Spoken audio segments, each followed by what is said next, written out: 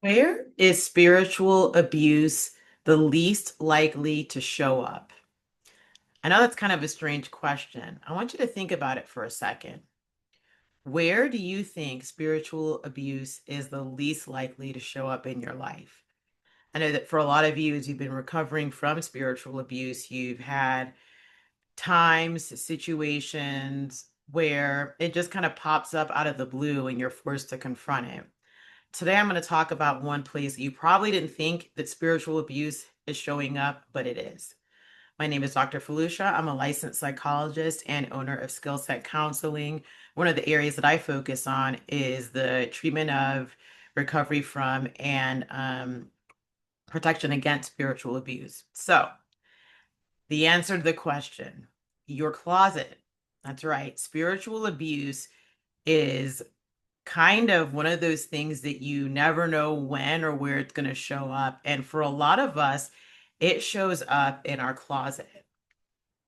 What I mean by that is expression, right? Our self expression. What do we have in our closet?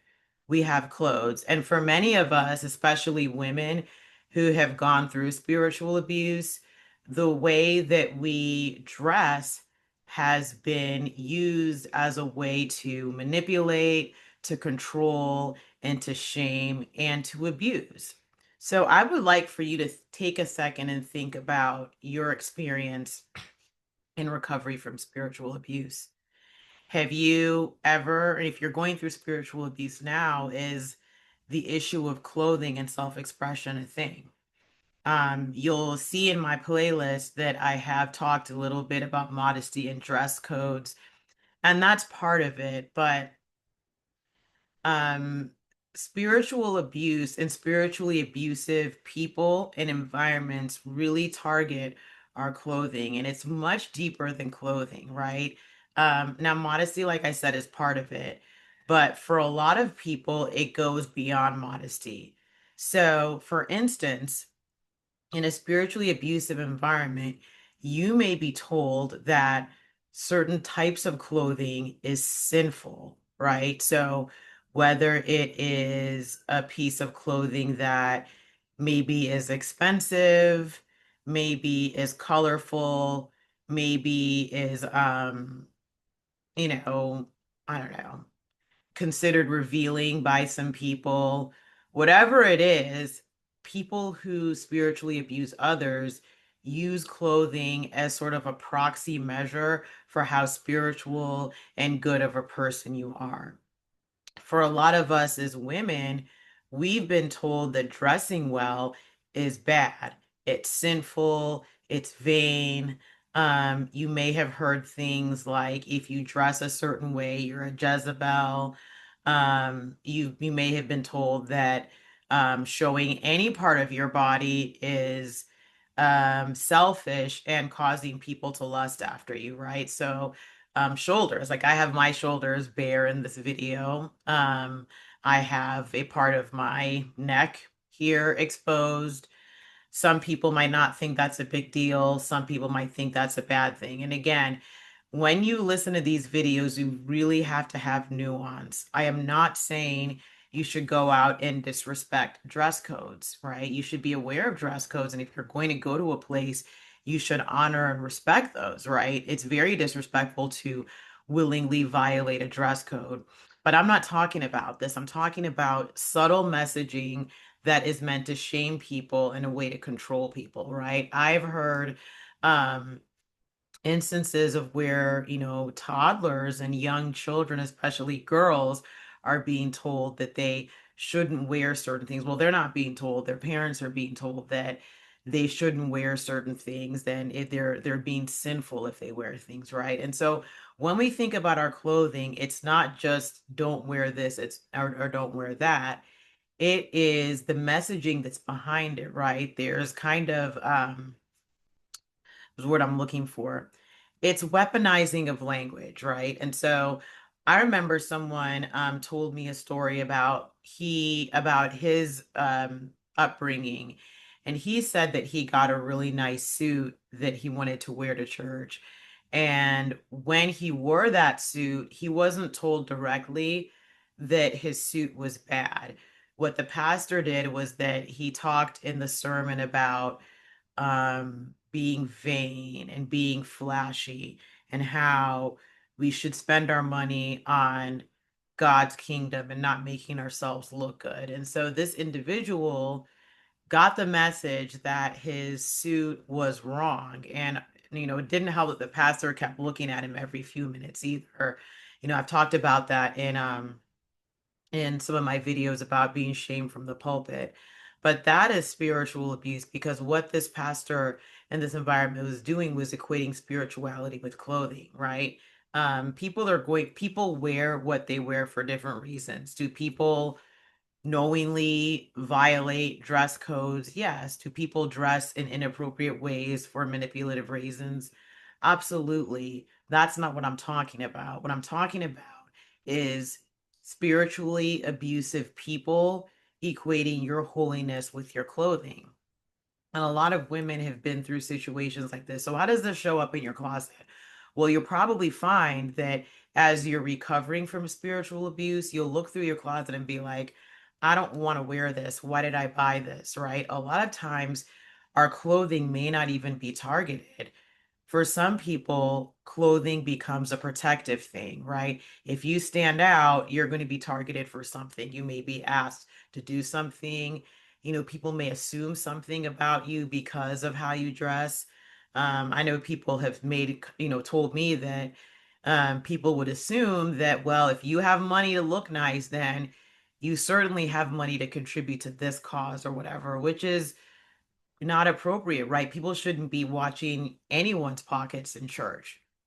So for some people, you might go through your closet, and I would encourage you to do that and look at your clothing and see what is there that doesn't really fully represent you. Now, that might be hard for a lot of people, especially as you're going through the spiritual abuse journey, because you may not even understand fully how to connect with your authentic self. That's something that therapy can help you with.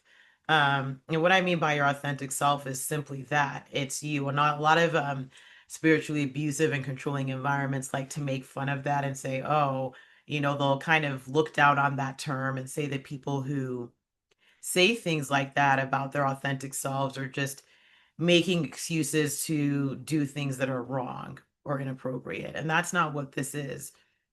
Think about your authentic self as the person who you would be if you didn't either have your inner critic or other spiritually abusive people criticizing you. I want you to think about that, and I want you to go through your closet and see what things you like, what things you don't like. For a lot of people, when they're going through spiritual abuse, they may notice that the types of clothing that they wear not only don't suit them, but they're worn kind of in a way that reflects the dark and deep and heavy mood that they're in. And it's not necessarily colors. It could be the type of clothing. It could be very heavy clothing that just feels heavy on your body. And that could kind of like reflect the heaviness that you're dealing with. It could be clothes that just don't look like you. For a lot of times in spiritually abusive environments, people take on the characteristics of their leaders. And so you might have unknowingly started dressing either like people in your environment so that you don't stick out like a sore thumb, or even like your leader, in a way to kind of show that you're in alignment with the environment and you're not a threat. I know that this might be hard for you to deal with, but I want you to think about it from the point of view of survival. Anytime anybody is going through an abusive situation, they will do whatever they need to do to survive that abuse.